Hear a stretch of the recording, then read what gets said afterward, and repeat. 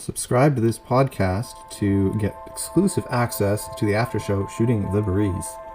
Welcome to Cool Explorations. I'm your host, Tony Peters. Today we will be speaking to Christian filmmaker Eric Christiansen about his film Unmasking Hope that is going to be released in January. And we're going to talk about how God has kind of guided his journey in film and what the film process has been like with him. Hello, everyone, and welcome to Cool Explorations. I'm your host, Tony Peters. And today we have Eric Christiansen, and he's going to be talking about their upcoming film, which I'm really, really excited about, as well as some of the other films that he has done. Why don't you start off by just telling us a little about yourself and what you do? Well, my name's Eric Christiansen, and I guess first, you know, I'd like to call myself a man of God, and I also check in with another man that follows God and follows Jesus, and so that's one of the most important things for me is a mentorship and a connection there in my spiritual life, and I owe a lot to that, and then in descending order, I'm a husband, father, and then I'm a filmmaker. And I hate the word filmmaker actually for what I do. It's more of a calling.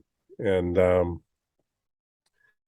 just over 30 years ago, my home burned down in the Painted Cave fire disaster in Santa Barbara. And I've been working in the film industry since I was, small. I've been making films since I was about 8 years old and working since I was about 13. But my home burned down in the Painted Cave fire disaster about 30 years ago, and that was kind of, I think we'll probably get more into it, but that was God's calling card, and that's when after that fire, I produced my first film about recovery after trauma, and actually, it was more of a grief recovery film called Faces in the Fire, and then I guess the rest just God laid out for me. Now I'm on my fourth film. So Yeah, that's kind of me in I, in a nutshell, and not I love that you brought up mentorship because that is something I think is a lot of times lacking in people's lives, and I think it's important to have that mentorship in your life for your spiritual growth. So I'm really happy that you brought that up. I mean, we could go deep into that, but I can tell you, I gosh, I just lost, my mentor of 11 years, the last 11 years, and John had John was about 86 years old. He had about 56 years of sobriety, and I choose a sober because of my spiritual program that I'm in to keep me from drinking. But I, I worked with John for 11 years, and John saved my family a number of times. I need somebody that follows God to run things by, and somebody that's actually been down that path before me. Mhm. Because on my own, I sometimes I don't make the best decisions, and I really feel if men, particularly my age, 50 something, and were to actually kind of submit yourself to another man that and make the commitment to have that connection and allow them to speak into you. I think there'd be a lot less divorce, Mhm. and I think there'd be it just things would go a little bit more smoothly because on our own, at least for me, on my own best thinking sometimes isn't the best. Yeah, and that's really important. And I think both the mentor and then the mentee, they end up both growing at the same time because as one has questions and the other one has to try and answer it, well, they have to seek God for those answers, and so they end up growing as well. And that's why I think it's something that the Bible focused on quite heavily is discipleship, and I think it's something that we need to roll forward. And it's something in my own life I've been hoping to find that mentor in my life, just because it's been a long time since I've had a mentor. Well, I was so blessed with John, and he passed 5 months ago, and and then I knew it was time for me to, and you know, in in in my walk, in my sobriety walk, I have 31 years of sobriety through the grace of God in this program that I'm in. And so when John passed about 5 months ago, I knew I needed to get another mentor. But things are, it's different now. And I told my wife, it was pretty funny. This is such a God shot. Is one of the I had my little, this is what I would like in my next mentor. And one of them was obviously, sobriety, more sobriety than me. The other one was to be in a long-term relationship, committed relationship, married to the same woman for long term. And I had no idea how I would find somebody with these qualifications. And so one of the people I work with and mentor was celebrating what you call his birthday, his sobriety birthday, and I went to our men's group, and somebody else was, my new sponsor, Steve, was there celebrating his birthday with considerably more time. And he shared, "Oh, yeah, I've been married to my wife now for 58 years." And I'm like, boom. Incredible. I'm like, it couldn't be easier. So I called him the next day. I said, "Steve, John's passed, and I need somebody to run things by and make a relationship with. Now we're building a new relationship." And Yeah. and I have to be very intentional about that. Yeah. And And he is a that's man incredible. and he's also a man that, he's a godly man. And that's one of the prerequisites, that we have the same beliefs. Hmm. But yeah, I have a new mentor, and we're starting to get to know each other. He's been very, very helpful, but it's a whole different playing field now that I'm a little bit older. It's just, but anyways, that's a different show. Yeah. No, no, and that's really cool. My wife and I have been married 15 years, and Hmm. I am very saddened when I see so much divorce, and even within the Christian community, just people aren't willing to hold on and work through struggles. I mean, God never promised that marriage would be easy. Right. You have to work through it. It's like our relationship with God. And Um, I have a tendency to make some bad decisions, open my mouth at the wrong time, things like that. And to have somebody to run that by, and have somebody that's been there, done that, have somebody that has grandkids, ahead of me, and is able to like tell me what it's like, and it's just awesome. Yeah. yeah, So I yeah, highly recommend it for any man. It will improve you. It's not, it doesn't show weakness to ask somebody else to help you out that way. no, for sure. And what does your testimony look like? How did you come to know the Lord, and what was your life like after you came to know the Lord? I grew up in I guess, a Lutheran family or whatever it was. But we went to church. I went to Sunday school and everything, and I've always surfed my whole life, so I had a deep spiritual connection with God already, and that kind of understanding. But really, I mean, the whole thing, and I had a relationship with Jesus, and but it wasn't too tight. But I went off on this direction of drugs, and mainly alcohol. And then when my home burned down in the Penny Cave fire disaster in 1990, I'm sorry, it was 1991 I got sober. it But it was June 27th, 1990, over 30 years ago. And that was, I didn't know it at the time. I was devastated. I was angry. I was drinking way more than I was even drinking before. And it took about 7 months. And the woman that's my wife now what you would call my Eskimo, gave me this guy's card, said, "This guy, Don R, doesn't drink or do drugs, and he seems like a very happy guy if you're tired of doing what you're doing." And so I went to go see Don, and he said, "Do me a favor, for 3 months, just don't drink or do any drugs, and come here, and we'll start to go through these steps." And so I started doing these steps, and they're all spiritual in nature, and they actually came from a Christian group. And I started working on these steps, and somewhere along the way, I had a full-on epiphany that I didn't have to drink anymore. And it was God lifting that obsession from me. So flash forward about 10 years later in my sobriety, I'm kind of wondering, gosh, I've heard about this Jesus guy. I'd really kind of like to get to know him again.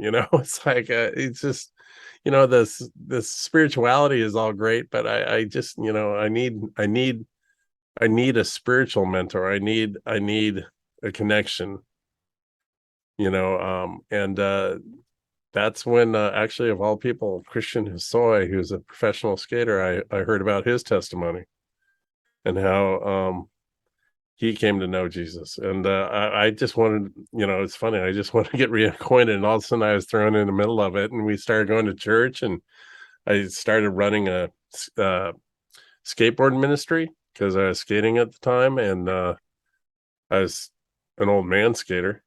And then I started running the men's recovery ministry, and things just got crazy at church, and I got super busy. And then, we had our kids, and it was a Forest Home Christian Church camp and everything. And then, that's how that happened. And now, I my eldest son just got married, and Congrats.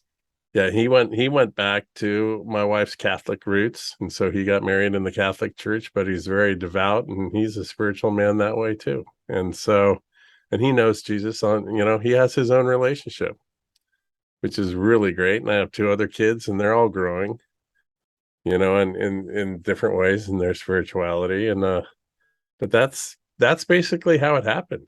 It came layer upon layer, and God saw fit that, and that's how I think about that. I mean, it's crazy that God saw fit to like burn down almost a whole city. It wasn't directed at me, but it was to get my attention. Hmm.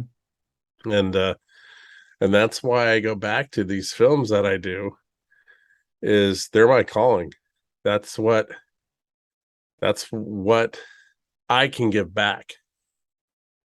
God saved me. God saved me from drugs and alcohol. God saved me from, you know, so much. And now he's given me so much with my family and my wife. My wife, number one, then my family, and now I have a new daughter, in the family. And I'm a functioning semi-adult kind of person. But it's just it's just it's amazing. And but these films really are my calling. It's not like I do have a choice if I make them or not, but it's just, this is how I go out into the world and exhibit Christ-like behavior. Because no matter what, if they're believers or not believers or where they're coming from, I just love on them, and my whole crew does. I teach them that, and that's how you saw Searching for Home. That's how I get such amazing interviews, Yeah, and that because was the people come first, and I love them. yeah. And I end up being friends with these people for lifelong friends. Yeah, and And that movie, if people haven't watched it, I definitely recommend it. It was very well done and fantastic. yeah, that's Searching for Home, Coming Back from War, and it's on Hulu and a couple other things. I think we're just renewing it right now. So Yeah, yeah. it's incredible. And I think that people's testimony of addiction is something I've touched on so many times in the podcast, is because I think it's where a lot of people are at right now. Is there's different forms of addiction, whether it be drugs, alcohol, gambling, porn, even technology. I definitely have a technology addiction. But yeah, it probably drives my wife nuts actually. But I know back when I used to be a manager and of a store for a couple of years, and I was their youngest manager, and I was not ready for management, and it was so stressful. They had me managing both a warehouse and a store, which no other manager in the country for them was doing. And so it was too much for me. It actually destroyed my body, put me in the hospital, and they still expected me working from Oh the man. hospital. I had no home life. I had no family life. Everything was constantly texting, emails, phone calls. Um, and so I had no life. And how I handled that stress was I definitely started drinking more and more. And I was drifting further and further away from God. I wasn't dealing with my trauma. I hadn't faced any of that. And then when my health failed, I couldn't drink anymore. And it was actually harder than I thought that would be, not drinking again. But God was telling me, you don't need this in your life. And I ended up losing that job. And, I was actually quite happy when I lost that job. It was, even looking back, it was the best thing that ever happened to me. Other side from having kids and being married, that was the best thing that ever happened to me, because God really just said, you are broken. You need time to fix and mend, and I'm the way you're going to do that. Mm-hmm. And I started counseling and seeing a psychiatrist, and actually admitting to my doctors that I was depressive and suicidal. And I got to actually deal with my trauma. And when I went and started looking for work a couple months later, I had a ton of job offers like right away, including management again. And I turned that one down flat because I did not want that again. I knew that Mm-hmm. was not the direction. I wanted a family life. And now I'm on disability. And through that, God's again shown me, this is where I want you. This podcasting, Right. getting the Yep. word out. This is where I want you. I've put things in place and struggles in place to help you grow and bring you to a point where you're following me. You're doing what I want you to do. And I see that in your story, that God brought you to that point where it's like you're doing what I want you to Mm-hmm. do. So I relate to you greatly in that, and I appreciate you sharing that with us. I've actually never shared a lot of that with other people before, so I really appreciate that. It's funny what you're saying is, my first mentor, when I first got sober, and he helped me through, that first year, and actually for the next 6 years after that. And but he would always tell me the road narrows. And I'm like, what does that mean, Doug? What does that mean? And it does. It's like God gets a hold of us, and if we're willing and we bring the willingness to the table, then he starts to direct our life. And yeah, that road narrowing is not a bad thing.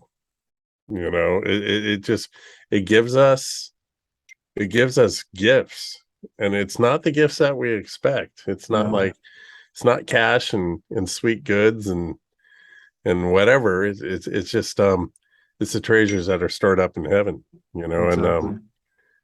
it just that's why the work that I get to do is I call it my soul food. Yeah, it's rewarding. Yeah, when you're doing what God wants you to do, it is rewarding. Mm-hmm. It feels good. Every time I start getting down and I do a testimony video, it's like I'm God brings me right back up, and it's like thank you, God. Like that was what I needed. Thank you, God. You gave me that shot in the arm. Right. And it's better than any drugs or alcohol. I know I'd OD'd on morphine last year as well, because I did have a pain condition, so I go through a lot of pain every day, and the morphine just stopped working. So I ended up ODing on it, put me in the hospital. My wife came home and found me comatose. Oh man. And so it was scary, and I haven't touched any opioids since. And it was the only thing that really worked for my pain for a while. And so it's just like now there's nothing to deal with the pain, but He's like, I'm going to give you the energy to do this stuff, Mm-hmm. and you just keep trusting in me, and following me. I'll get you through this. Yes, I deal with a lot of pain. I haven't slept in. Actually, I slept last night for the first time in about a week. Oh, Uh, awesome. Okay. so God's just at the right times. He's like, I'm going to give you just that shot of energy that you need. You Mm-hmm. you don't need the opioids. You don't need the alcohol. Um, Rely on me. And so it is incredible, to get across that message that Yeah. God is what we need. It's faith. Yeah. It's that belief that in the unseen. And when I'm working with what I would call new guys and stuff, it's just that's the toughest thing to teach, because it's like, well, I need a job. I need, what about my family? What I'm like, put God in this, getting sober first, put God in getting sober first. That's at the top of your pyramid. Yeah. And it's a tough thing to teach because they have to learn sometimes on their own that when you put other things in front, that it's so counterintuitive. Mhm. It's like, well, I need the job. Well, if you put God first and you put your sobriety first, then that will come. And I've seen it happen so many times once the people surrender. I see it Yeah. still with me. I'm like, okay, your will, not mine, be done. I mean, that's like I'm saying that all the time. Yeah. And people say that, but the key is meaning it. Yep. And And accepting it. And yeah, when it exactly. comes, yep. Yeah, But wait, exactly. that isn't what I wanted. Yeah, yeah. And sometimes we think we're like, oh, I want to do this. And I was just talking to Uh, somebody yesterday in theirs, and it's like, yeah, doing what I thought God wanted, but it wasn't what God wanted, it was what I wanted. And and it's like, yeah, yeah, that's so true. Like it's not what we want, it's what God wants. And I always bring up the saying because it's my favorite saying, and that is man plans, God laughs. oh The yeah. old Yiddish saying, because it's so true. Like we need to follow God's plan. Well, And I think I'm not sure where it is. Is in Proverbs or something. But one of my favorite Bible verses is, "Man makes his plans, but God orders his steps." yeah, And I say that to people, the guys mentor, and I say that all the time. I say that for myself. You have to have a plan. You have to make your plan. But you know what? God's going to order your steps. yeah. You can't be running out there without a plan, but God will order your steps. You have to say that to my kids, you know, and I Mhm. watch their lives unfold, which is pretty darn exciting because I have a daughter that's 20 years old and living in New York. Then my middle boy just graduated and he has his first huge job right now. And then my oldest boy just got married. So Yeah, pretty darn cool. mine are 7 and 10 is what mine Yeah, are. you're a little bit behind my Yeah, wife yeah, and I. yeah. And my son's got sadly follows and with my health problems, he's got a lot of problems right now that they're trying to figure out what's going on with him. Oh man. He's doesn't have very much feeling in the left side of his body. He has no muscles really that he can do much with on that side. Mm-hmm. And so they're trying to figure out just what is Wow. going on with him. And we live 3 hours away, so we just found out we're gonna have to make another 3 hour trip to get blood work done that they don't do in the town I'm doing. He had blood work today, and they're like, "Oh, well, this blood test we can't do. You have to go to Regina or Saskatoon, which is 2 or 3 hours away." And the specialists are in Saskatoon, so that's where we go, and that's where the children's hospital that he goes to is. So we're like, great, that's Wow. another 3 hour trip we have to make. And I can't And drive. that's not cheap right now. No, no, and I can't drive. Yeah. I have seizures from my pain, so Mhm. it triggers stress seizures, so I'm not allowed to drive. So it falls on my wife, which she's already our one income earner, so it's more pressure put on her, which is really tough. It's been a hard journey. God's been teaching us through it Yeah. to really just have that faith and reliance on Him. Um, Trust that He knows best, and He's going to get us through this.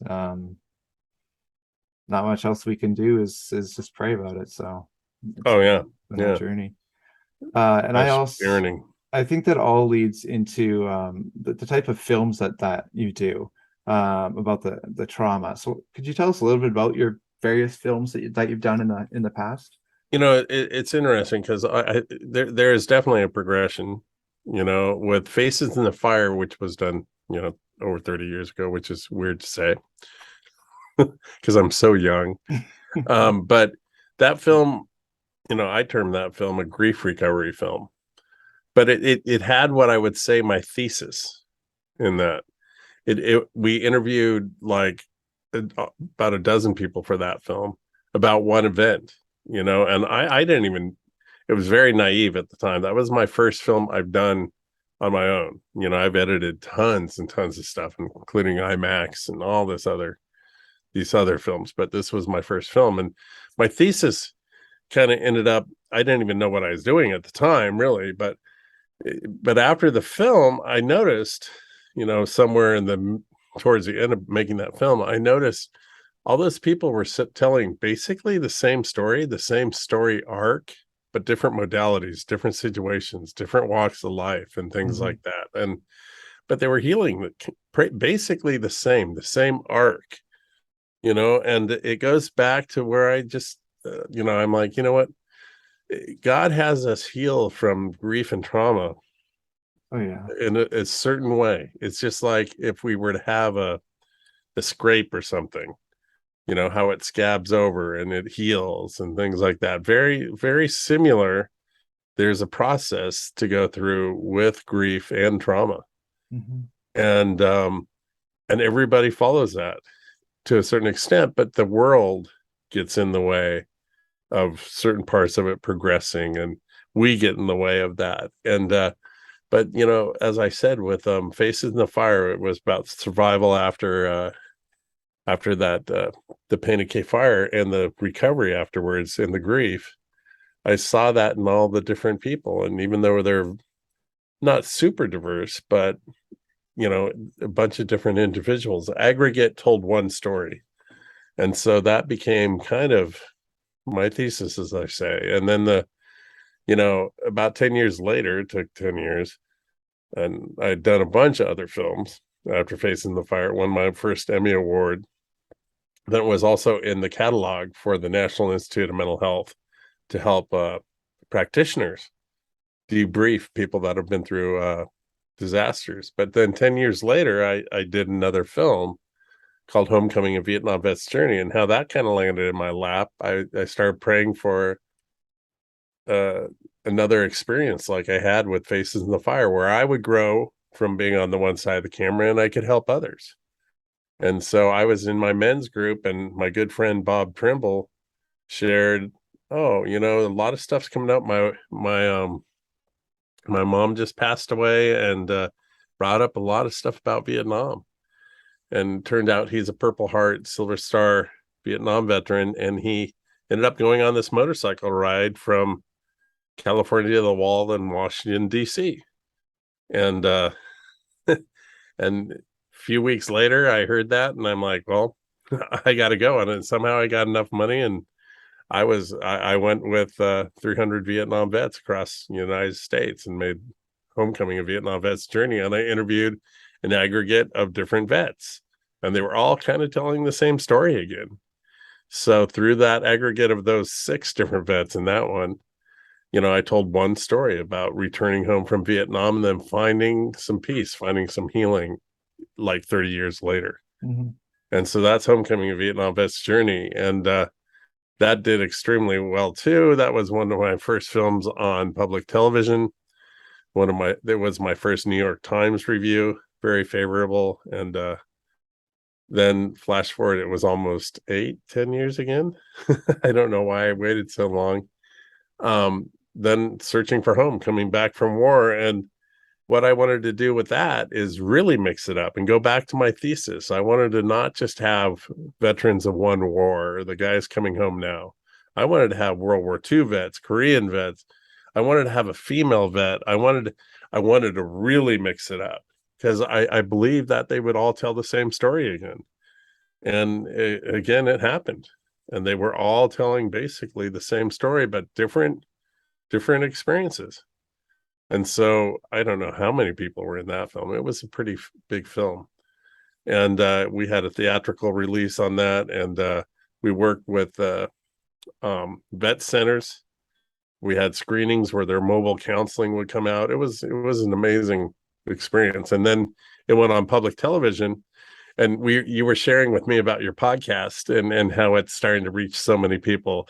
When we came into this, I'm like, okay, if 50 stations picked it up, I'd be really excited. So boom, 50 stations got it. I'm like, maybe 100 now. Ends up I think we way over 80% of all public television stations picked it up, and it aired 2,300 times in in two in 2 to 3 years. So it was very popular. And but then again, it was that thesis that I kind of had about this aggregate, and I told one story through a lot of different voices. And I don't use narration or anything. I just use the people's interviews, and I had dozens of interviews for that one, and it told one story about Yeah, returning home after war and assimilating back into society, and it was quite successful. And so with the success of that, I didn't wait so long again, and I'm like, I want to do another film, but I'm going to do a quick little ditty. Maybe I designed Unmasking Hope to take only about a year to make and everything, but the idea with Unmasking Hope was I would choose a lot of super diverse people and super diverse traumas, not just military, not just war related.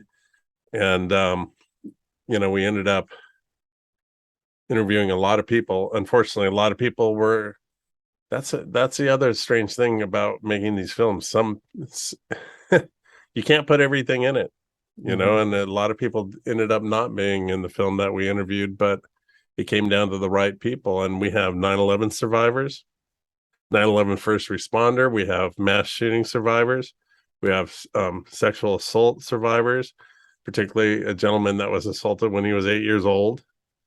We have military sexual trauma survivor, a female, and also PTSD yeah. with her. And so um again, it's just on that theme, but this is even pushing it further. And this film ended up being magic. There's some stuff that happens in the middle of this film that really of all the stories coming together and talk about, you really feel they're all telling the same kind of story. But even though they're a 9/11 survivor and somebody's a mass shooting survivor, they're basically telling the same story of overcoming trauma.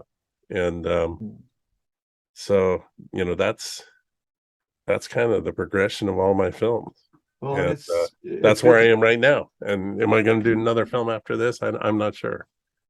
Yeah, Or well, I am I hope you. just going to go surfing and hang out? I hope you do. Um, but yeah, I think it's important to talk about PTSD and all that because it is something that people usually associate with war veterans. But one thing when I had PTSD Foundation of America on, uh, and they have their Camp Hope program for war vets and all that, and it's just so sad how war vets are often abandoned by the governments. They're used and then just thrown away. There's no proper support out there for them. So there's a shame attached to it, the stigma of shame, and it's like there is no shame in having PTSD. I'm so thankful for the war veterans and anybody in uniform, whether it's war or police or firefighter or even paramedics who are out there and they have PTSD because of what they've seen. And I think it's important to get that message out there that there's no shame in admitting Oh we yeah, have that. yeah. It's breaking down the stigma, and especially in the military, there's a huge stigma around PTSD or PTS, and it just it's we spend a lot of money getting our men trained and willing to go to war and going to war, but then when they come back, oftentimes they're on their own. Yeah, exactly. But I just say one thing. I just see the VA in so many target hairs, or whatever, and so many, just so much ridicule on the VA and everything. And it I met angels in the VA system, and they're trying their best, but man, without the support they need, and it's just Exactly. it becomes a bureaucracy because it's an overwhelming task that they're faced with. But there are some really, really fine people trying to do God's work through the VA. Yeah, and I don't And think it is the VA that's the problem. I think it's our governments that the politicians Oh yeah. I not mean, giving them support. when when they had a fight for the uh the health bill for the 9/11 first responders, that was ridiculous. Why would you have to fight for that? Yeah. And thank God for people like John Stewart. Whoever thought John Stewart would come through and be such an articulate, beautiful voice for the 9/11 first responders and stuff, and get that bill passed, because they deserve that. There's people that responded to 9/11 and had, I mean, it was a massive undertaking. It's just Oh unbelievable to yeah. think about what they had to go through. Yeah, what they had to see. And Oh, of all the people I've interviewed and met, they didn't think twice about going down into the pit and taking care of business. That's just beyond what any average person could think about. Same with the military, yeah. our veterans, same with what they've done. But just as far as like something um that is really deserved is that healthcare, that long-term healthcare that those Yeah. 9/11 first responders are getting. Well, and it couldn't have painted more of a picture when there was a town hall that our prime minister went to, and a war veteran was there, and he's like, what about us? You're not like, we're not getting the mental health support that we need your support, we need funding for this. And the prime minister responded with, you're asking for too much. And it just painted such a picture for me. I was just like, that says it all. Right. We ask the world of these war veterans, of these first responders, and yet when it comes to giving them the support that they need, they're asking for too much. And I was like, I knew that that was their attitude, but you said it. Hmm. Like, you said it. And I'm Yeah. like, that to me just, how do you expect these people to go and fight for us, to go and defend us in the streets, if we aren't going to give them the support that they need afterwards? No, definitely. And the same with our first responders, and same with the 9/11, the whole thing. Yeah. But that's why, one of the reasons why, we also spoke about, if it affects just one person, if it affects change in just one person. Yeah. And if my work just affects one person, which obviously it most likely has, then It we've impacted been, me. So then then then we've been a success. yeah. And just telling the story of the 9/11 survivors in my new film, and telling the story of mass shooting survivors. I don't think we've really seen um this story post shooting, um like we have in Unmasking Hope, and then it being interwoven with people like Lyman Montgomery, who was sexually assaulted when he was 8 years old, kind of telling the same story, kind of coming to the same place where he had to begin his healing, and yeah, I'm very grateful for what I get to do and my calling. So we've talked a lot about unmasking hope, and you've kind of hit on what the purpose is. Did you just want to nail down to people what the purpose for that film is? One, there's a lot there. It's very layered. One of the things is, I do want to show that, to create tolerance, a little bit of tolerance, because people that are going through serious, basic mental health issues, caused by trauma and grief, it just, it's not a black and white thing. The survivors of 9/11, sure, it was over 20 years ago, but those effects on certain days, it's just like it was yesterday. And so when I say tolerance, it's through seeing their stories. It's through seeing and seeing the mass shooting survivors, seeing Lyman Montgomery still affected by something when he was eight, that happened when he was 8 years old, that he has to work through. For people to understand that basically we all have things to work through, and that tolerance that's needed. But it's a little bit more than tolerance. It's My films produce a certain kind of hope, uh, empathy effect. And so we start to think a little bit more that it's not just a snap judgment. That was 20 years ago. Why don't you get over it? It's like, oh my gosh, that is something that they're still carrying. And then maybe even apply it to your life and do a little overlay, and see, gosh, I still haven't really dealt with the grief of when my father passed away or whatever it is. And then that produces like an empathetic response, and that produces a little bit of understanding, and then it produces tolerance overall.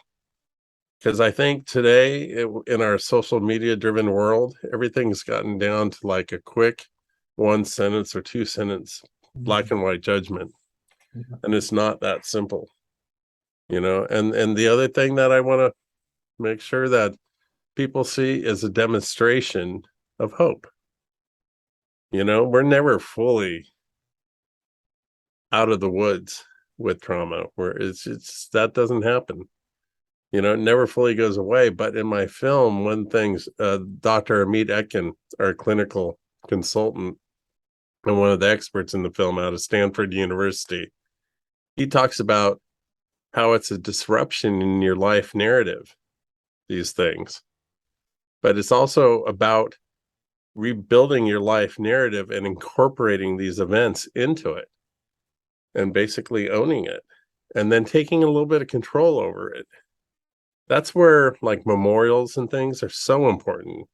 Mhm. Going back to the 9/11 memorial with the 9/11 survivors, to the place that actually happened, so they can actually see other people seeing that what happened there. They can actually experience it to a certain extent to themselves and start to take a little bit of control over it and start to incorporate it into their narrative. You know, three of the coolest things I've ever done is to walk the wall, the Vietnam Veterans Memorial wall in Washington D.C. with the Vietnam vet, and then to walk the 9/11 memorial with 9/11 survivors and a first responder. And then finally, one of the most beautiful things is going back to Las Vegas to the Route 91 Memorial Garden with two of the survivors of that shooting. And wow, talk about getting God's economy. That's just like Mhm. that's a pretty big paycheck in God's economy when you get to be first person to events like that and see them go and grow from it. The both of the women from the mass shootings and particularly Route 91 shooting in our film were never ever going to go back to Las Vegas, but we worked very closely with their therapists and prepared them for the journey. And part of that thing was it was pretty cool that we have this all in the film, that we went to a really special beach, found some rocks. This is a ritual for the mass shooting survivors there. We found some rocks. We painted these rocks with certain messages, then took them back and left them at the memorial. So being able to do stuff like that is amazing. But going back to your question, that healing's available and hope's available no matter how depleted you are. Dr. Arya Shalev out of the Hebrew University of Jerusalem, another one of our experts, says that you're never ever completely depleted. There is always something left. And that something left is just enough for him to start working with to build that hope and build the recovery. So that's one of the big messages. Yeah, and I think it's important that you mentioned too that it never does ever actually go away. I know with my own trauma, there are some times where I'll see something on TV or even a song I listen to, it'll be like, boom, it'll just hit you. And Hmm. it's just like, it never does leave you. And the important thing to remember is that God does give us the strength to get through it, and relying on God to give us that hope Yeah, a friend is of mine important. always used to say, God never gives you more than you can handle, but he's going to max you out. Yeah, yeah. Well, and that's why Philippians 4:13 in particular I absolutely love. That I can do all things through him who gives me strength, who strengthens me. In the actual full context of that verse, not meaning that everything's going to be easy and rosy, which is what a lot Right. of people kind of take from that.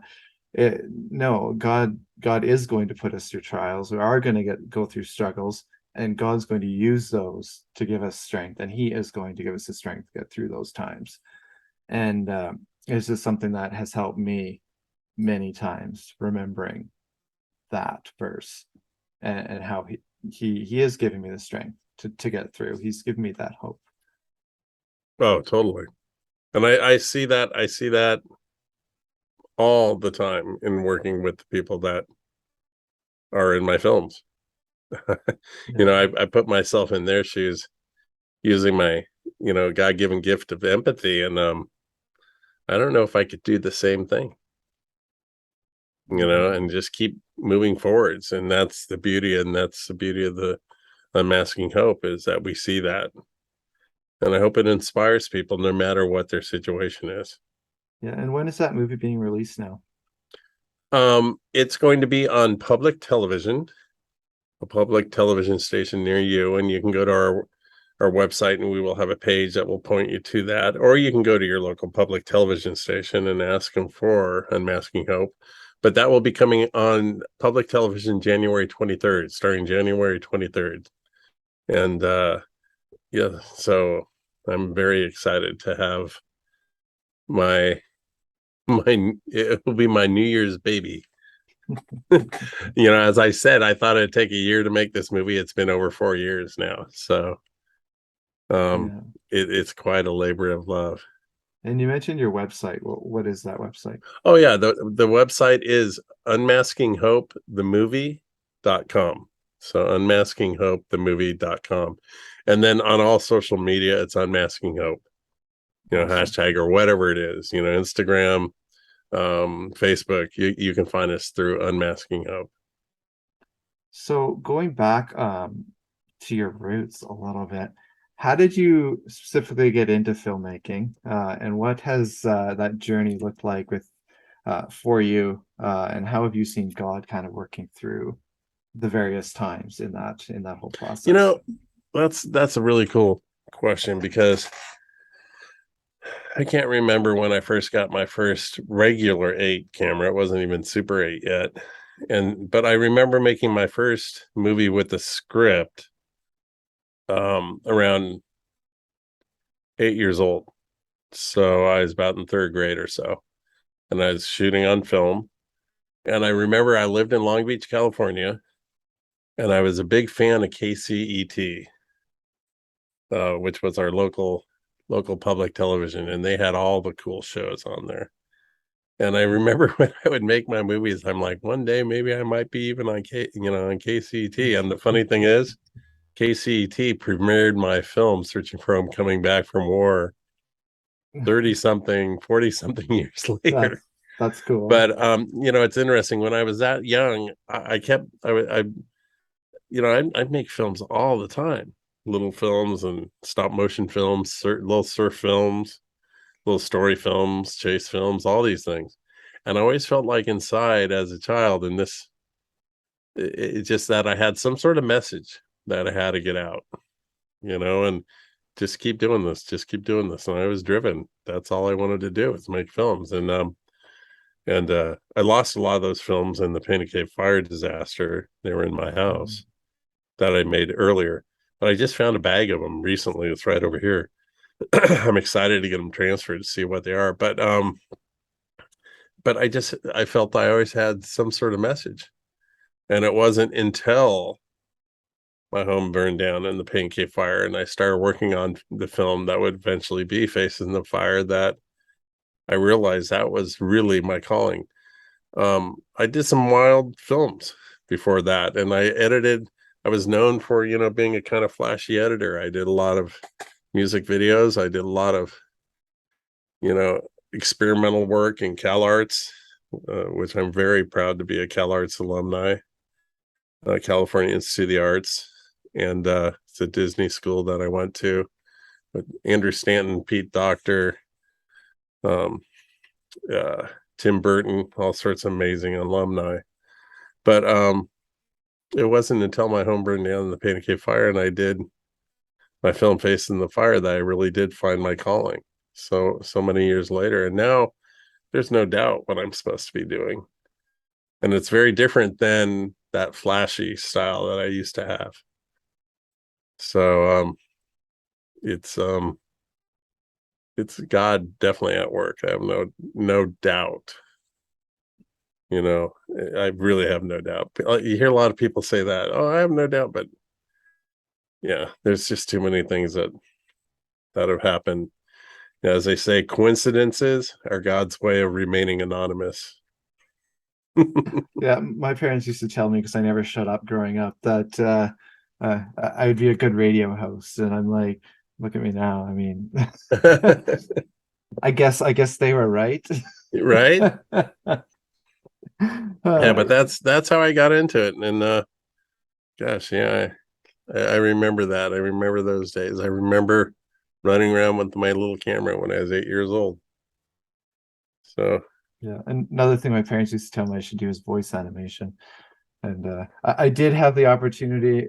Somebody had offered for me to do that, but the films that they were doing were not very faith-based at all. So I ended up mhm. turning it down, because I'm like, yeah, no, if it's not going to be if it's not going to be along the line of my Christian upbringing, then I'm not doing Yeah, right. it.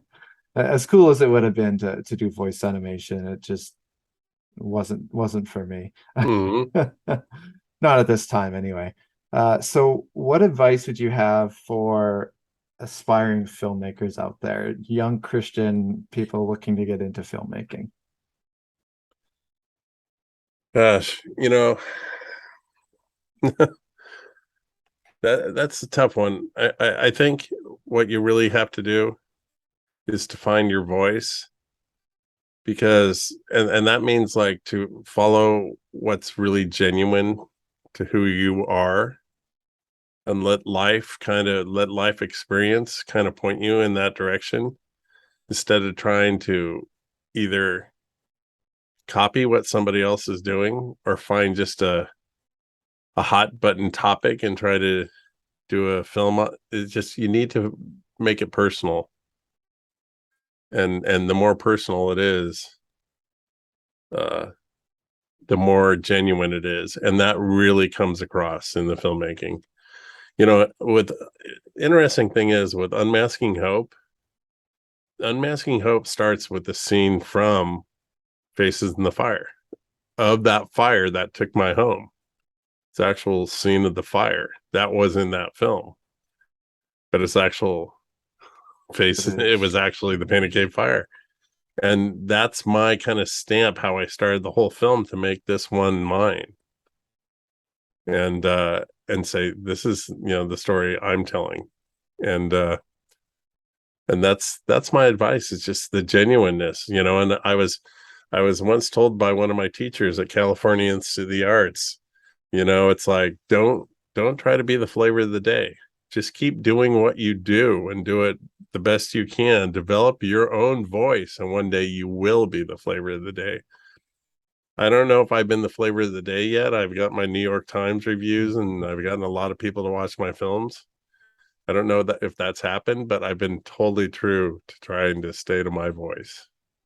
Yeah, I think that's great advice, because I think that's something we see lost in music and film industry is it's why there's that feeling that there's nothing new out there, is Mhm. because yeah, everybody is. They're just doing what the other person has done, or There's a certain sound that either country music or pop music or rock music likes, and so that's what Oh yeah. everybody's going to produce. And instead of just making your own road, like making your own way in it. And that's why I like a lot of independent artists, because a lot of them are they're making their own road. They're not being picked up by the mainstream because they're not putting out mainstream music. Well, it's really easy to get lost in that, and it's easy to get lost in trying to find your own voice too, and just question yourself. And I love what Billy Joel said. You know, part of the process of being an artist is to get lost because you discover something on the way back. Mm, So yeah. So pretty cool. yeah, thanks for sharing with us and coming on. I look forward to when the film is released. We'll have you back on after that as well, because I think that'll be great. Sounds great, Tony. Thank you. Thank you for listening to Cool Explorations. You've just been listening to Christian filmmaker Eric Christiansen as he's been talking about his film Unmasking Hope, some of the other films that he's done, and how God has been at work through this whole filmmaking process. If you would like to reach me for any reason, you can do so at tpeters745@gmail.com. Well, I have just been blessed with so many people who are requesting to be on the show, and I'm impressed with how many people want to share their testimonies or what they're doing for the Lord right now. If I haven't got back to you, I promise I will get back to you. I look forward to speaking with each of you and interviewing you, and keep tuning into the show. There's lots of new people that are coming on here, and if you're considering wanting to come on the show, just shoot me an email at tpeters745@gmail.com, and I will get back to you.